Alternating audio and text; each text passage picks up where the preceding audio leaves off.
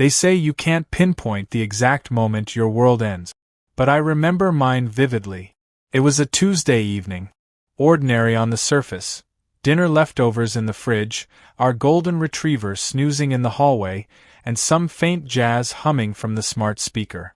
I was upstairs, half asleep on the bed, reading emails when I heard the click of heels. Unusual.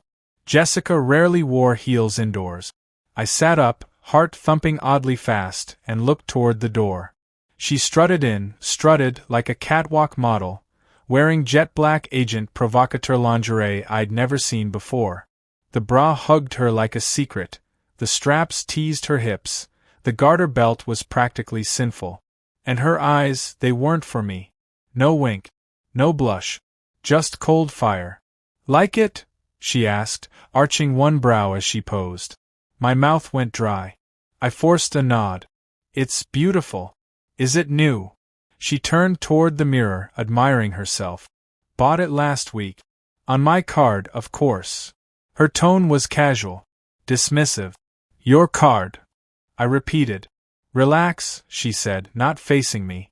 It was on sale. Something about the way she said it. It wasn't the lingerie or the credit card. It was the performance. This wasn't for me. This wasn't even spontaneous. She planned this. I swallowed hard. Is there something I should know, Jess? She finally turned. There was a pause, a heavy, breathless moment that split the room in half. She looked directly at me and said the one thing I never thought I'd hear from her. I've been seeing someone. My ears rang. For a moment, it didn't register. What? Her chin lifted slightly. A man I met during Pilates class. His name's Nathaniel. He's, she sighed, free in ways you're not. I stared at her, frozen. My wife, my best friend, my partner of 7 years, had just confessed to cheating while wearing black lace and confidence like a weapon. And the worst part? She didn't look sorry. Flashback a year earlier, and we were picture perfect. We had it all, a renovated townhouse, stable income, matching travel mugs. Jessica worked in marketing, and I was building a small software firm from scratch. Our evenings were filled with streaming shows, joint cooking experiments, and spontaneous laughter that echoed through our halls. Sure, things had cooled in the bedroom. Long hours, stress, deadlines. But I thought we were strong. I thought we were us. Clearly, she didn't. The signs were there, I suppose.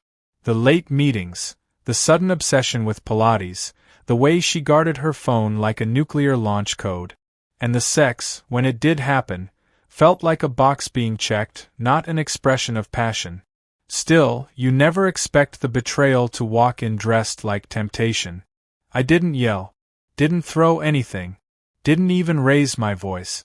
I just stared and asked, how long? Jessica crossed her arms, the lace pulling slightly with the motion. 2 months. Maybe 3. Maybe. Don't turn this into a court hearing. I just want to understand. She rolled her eyes. You're always trying to understand. That's part of the problem. So now I was the issue. Not the betrayal. Not the affair. Not the calculated deception. Me. The man who paid the mortgage. Who built her website when she wanted to start a blog. Who took her mother to her chemo appointments when Jessica was too emotionally drained to go. Problem. Got it. That night I didn't sleep. I lay in the guest room, staring at the ceiling, trying to process the shifting landscape of my life. Her words replayed like a skipping record. His name's Nathaniel.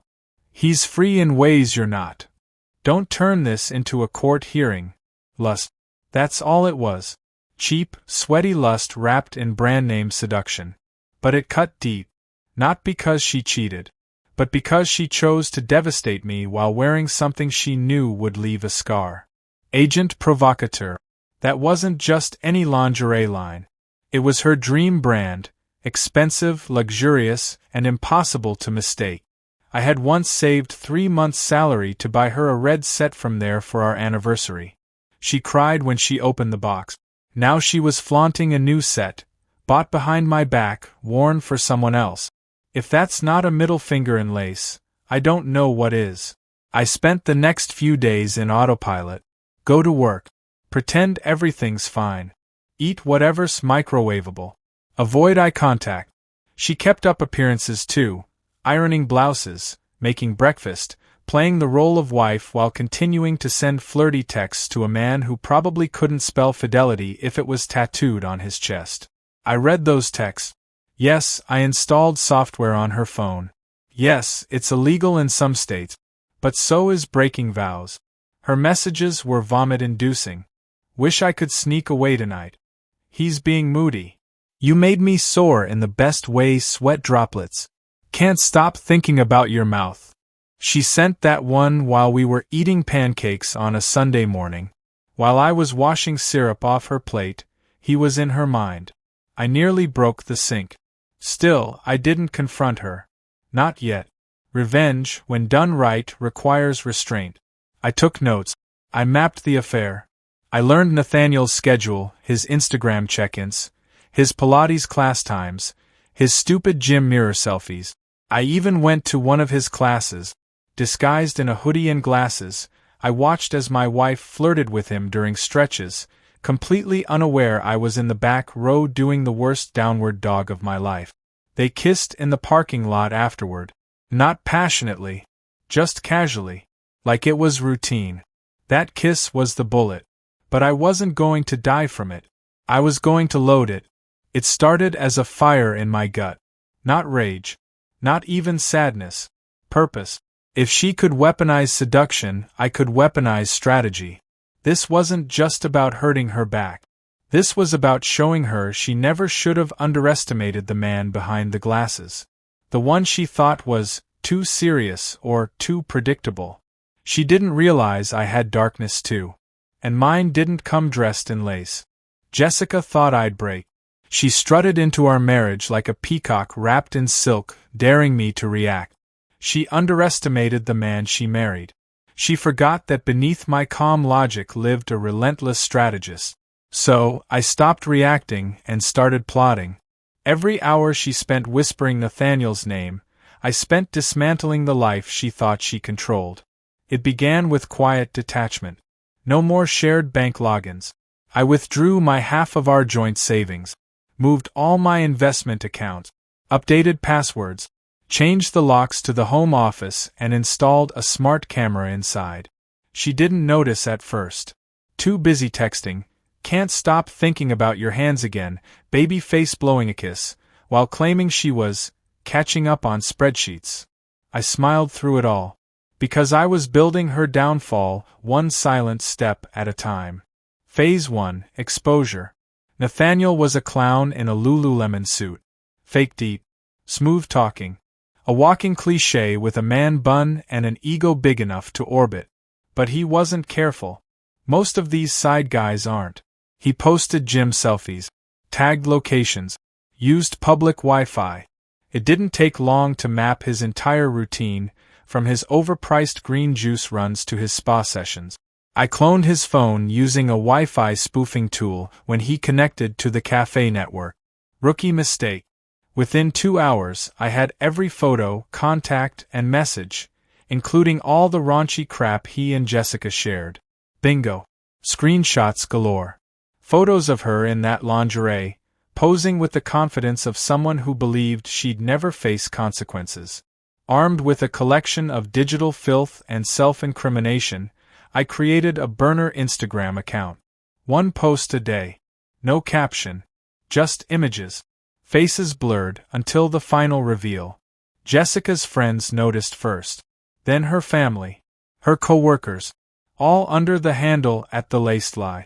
I made sure each post dropped around 9 a.m., right before she walked into the office. I wanted her to feel eyes on her from the elevator to her desk. It worked.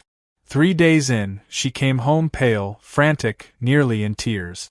"Someone's trying to ruin me," she snapped, throwing her designer purse on the floor. "You wouldn't know anything about this, would you?" I blinked innocently. "What happened?" She gritted her teeth. "Someone's leaking personal pictures of me. I think it's Nathaniel. Or one of the other women's husbands. It's gotta stop." Pictures. I asked, voice low. Of you in that lingerie? She looked like I'd slapped her. You saw those. I didn't have to, I shrugged. Seems like half the internet has now. She stormed upstairs, slamming the door. I almost felt bad. Almost. Phase 2, collapse. Jessica had a side hustle, beauty brand ambassador gigs, lifestyle content, collabs with skincare companies. She thrived online. She lived for followers, comments, sponsored posts, and paid partnership. Her entire identity was a filtered fantasy of wellness and empowerment. So, I killed the fantasy. I contacted 3 of her biggest sponsors anonymously. Sent them the screenshot. Attached the now viral Instagram account. Subject line: You may want to rethink your brand face. 2 dropped her the next day. 1 paused the campaign. By the weekend, her face was scrubbed off product pages. The drip of online income stopped cold. She started drinking wine before noon. Meanwhile, I upgraded my wardrobe, got back into the gym, and started taking meetings with a quiet confidence I hadn't felt in years. Jessica noticed. You look different, she said one evening, watching me button a crisp navy shirt. I feel different, I replied. Where are you going? Dinner with Lena. Legal consultant on a new project. She paused. Lena? From your startup? I nodded. Yeah. Brilliant. Sharp. Actually listens when I speak. The silence that followed was thick.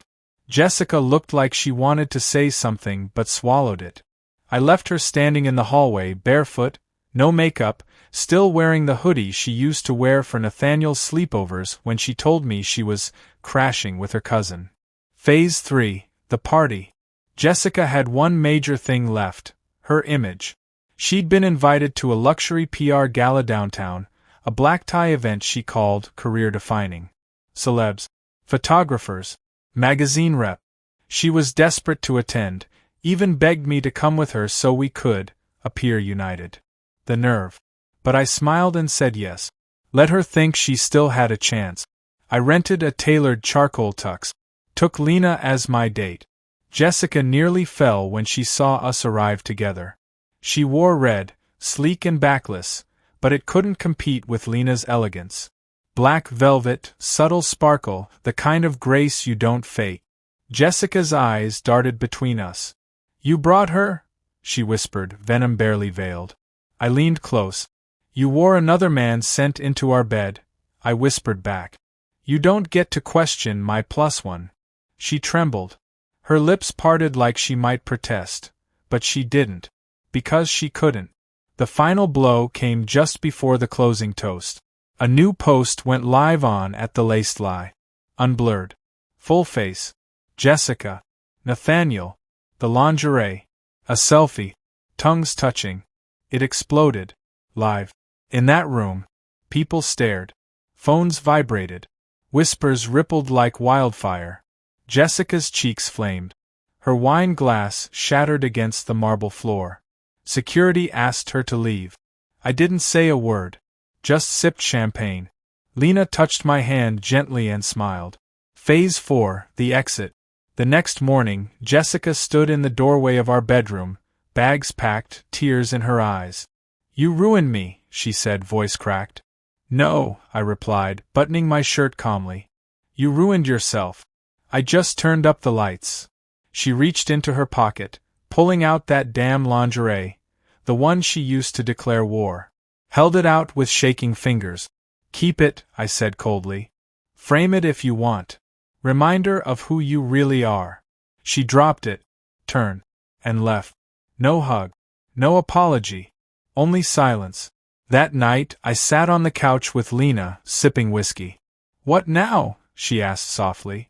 I stared ahead. Now. I murmured. Now she learned something she never believed was possible.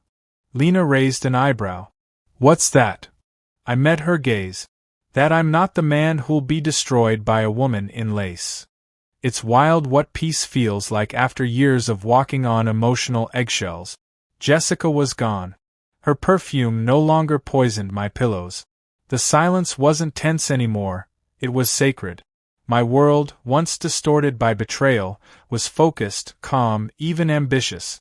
But I wasn't done. I knew her. She'd circle back. Always did. Women like Jessica don't leave. They retreat, regroup, and return when they think the fire's cooled. I had other plans, because while she played with fire, I'd built a flamethrower. The comeback attempt. It took exactly 12 days for her to contact me again. The text came at 11:42 p.m. Can we talk? Just once. I made mistakes, but you know that wasn't the real me. I stared at the message for a long moment. Then I poured myself a drink. No reply. She followed up the next day. Please. I'm falling apart. You were the only one who really loved me. Cute. Then, the real kicker. I didn't even sleep with him, you know. It was just emotional. We were lonely. That message, pure gaslight. Like her posing in lingerie for another man's camera, was just poetry exchange over tea. Still, I didn't answer. Why? Because I wanted her desperate. My quiet rebuild. While she spiraled, I climbed. I was deep in negotiations with a venture capital firm. My tech startup was being primed for acquisition, and the valuation blew past initial estimate. The woman who once laughed at me for skipping beach weekends to code all night now watched from the sidelines as my net worth soared. Lena, sharp and supportive, was right by my side. Not perfect, but real. She asked questions that mattered. Shared space instead of demanding all of it. Jessica, meanwhile, was unraveling online. Her Instagram comments? A battlefield. Homewrecker. Fake feminist. Love the lingerie, bet your husband didn't. AP? More like ASP, always somebody's problem. She locked her account. Made a new one under a fake name. I flagged it. Down it went. She tried rebuilding under a mental wellness brand. Didn't last. The internet doesn't forget, and the algorithm never forgives. Our unexpected run-in. It happened at a charity gala I hadn't even planned to attend. Lena couldn't make it last minute. But I went anyway. For the cause. For the exposure. And maybe, subconsciously, for the full circle moment. I didn't expect Jessica to be there. But of course she was. Hair darker. Eyes tired. That old confidence replaced by something twitchy, uncertain. She didn't spot me at first, sipping cheap Prosecco near a hedge wall like it hid her shame. When she finally saw me, froze. Then smiled, like we were just two exes bumping into each other over brunch. Wow, she said, stepping closer, you look incredible. You look, I paused, haunted. She laughed nervously. I deserve that. I nodded. More than you know. Her tears, my eyes. We moved to a corner. Away from phones, ears, witnesses. I lost everything, she whispered. My job. My sponsors. My friends barely talk to me. I know, I said. I know you did it. All of it. I didn't respond. She leaned closer. Why? Why go that far? My jaw tightened. You paraded your betrayal like a badge of honor. You wore another man's touch into our marriage bed, then dared me to flinch. That wasn't a mistake, Jess. That was war. Her lips trembled. I was lost. No. You were selfish.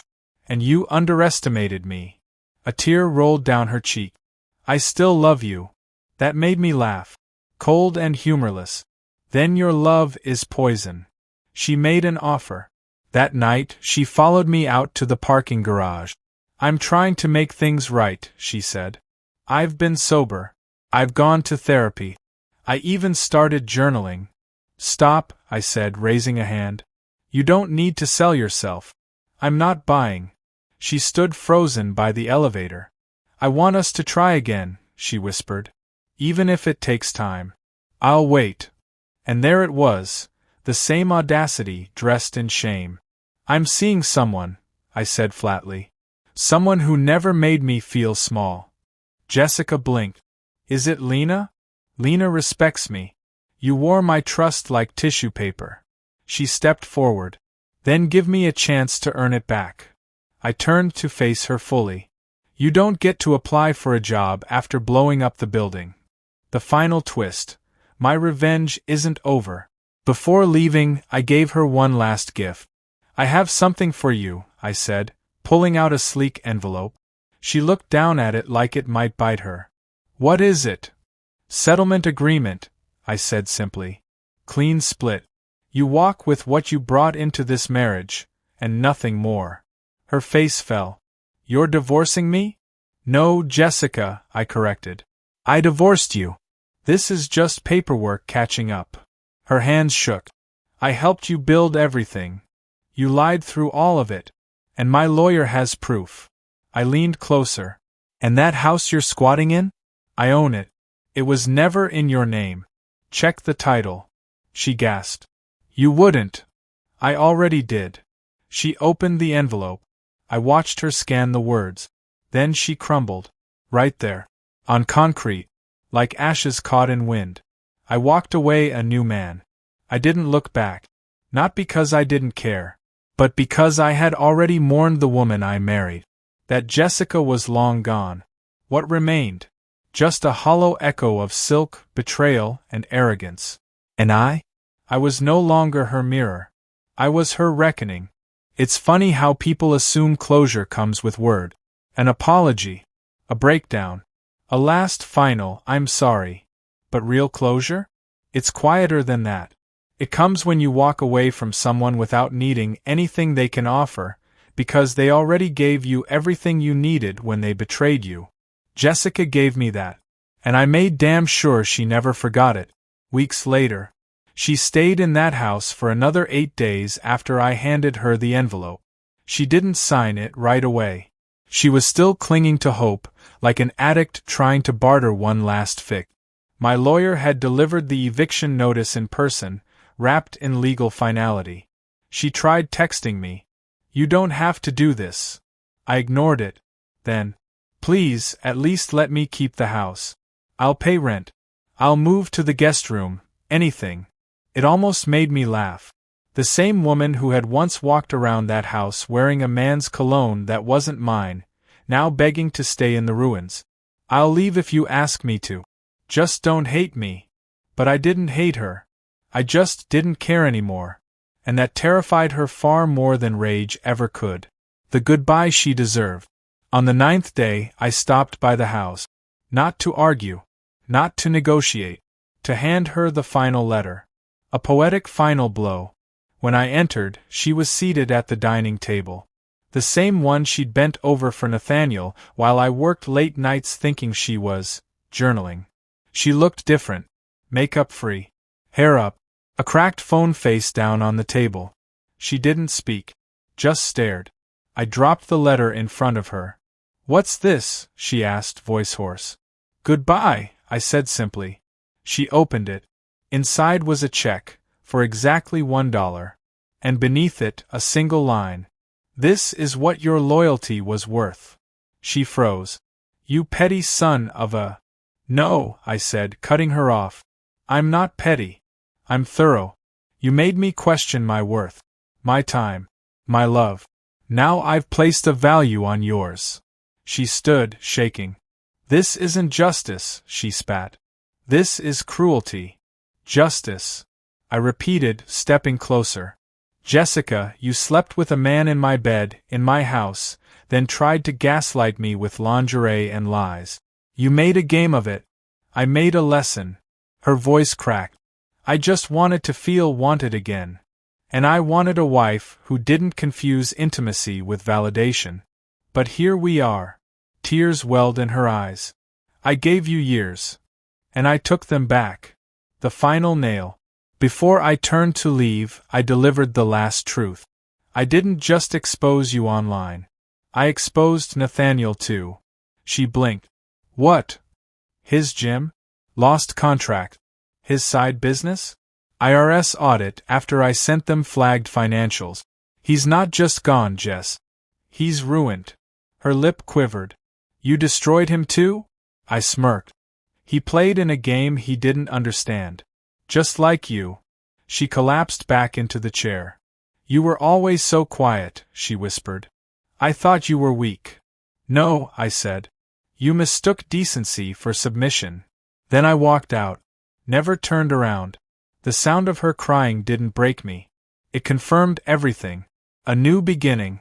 A month later, I stood in the downtown penthouse office of the startup I'd co-founded. We were signing papers for a buyout worth more than I ever imagined. Lena was there, grinning ear to ear. Feels good, doesn't it? She asked. I nodded. Not just the money. The silence. She tilted her head. The silence. I looked out the window, city lights winking below like promises. Yeah, I said. The kind that comes after the storm. After you've cut out the cancer and realized you're still alive. Lena slipped her fingers through mine. I didn't pull away. Because I wasn't broken anymore. I was free. Jessica's aftermath. I heard through the grapevine she moved back in with her mother. Her social accounts were silent. Her name scrubbed from every brand she once worshipped. She tried to reinvent herself under another alias, a motivational speaker. But the internet remembered. The comments haunted every attempt. Is this the same woman from At the Lace Lie? Oh please, you're not empowered. You're exposed. Eventually, she gave up. Last I heard, she was managing a boutique in a small coastal town, renting a studio, walking dogs on weekends. I didn't pity her. I didn't rejoice either. She was simply irrelevant. My true revenge. Some people think revenge is destruction. I disagree. Revenge is evolution. Becoming everything they never believed you could be, without them. Every smile with Lena. Every late-night brainstorming session that led to millions. Every second I lived without needing Jessica's validation. That was my revenge. She wanted to shatter me into someone bitter. I turned into someone untouchable. The last time. She messaged me once more, months later. Just a single sentence. Do you ever think of me? I didn't reply. But I'll answer it now, for the sake of this story. Yes, I think of her. The same way I think of a thunderstorm that wrecked my house, once. Fierce. Loud. Damaging. But ultimately, it passed. And now, under clear skies, I smile. Because I rebuilt something better. Without her. End of section 4, the end. Let me know if you want a spin-off, or a bonus scene from Jessica's POV, Nathaniel's ruin, or even a new tale just as brutal and dramatic.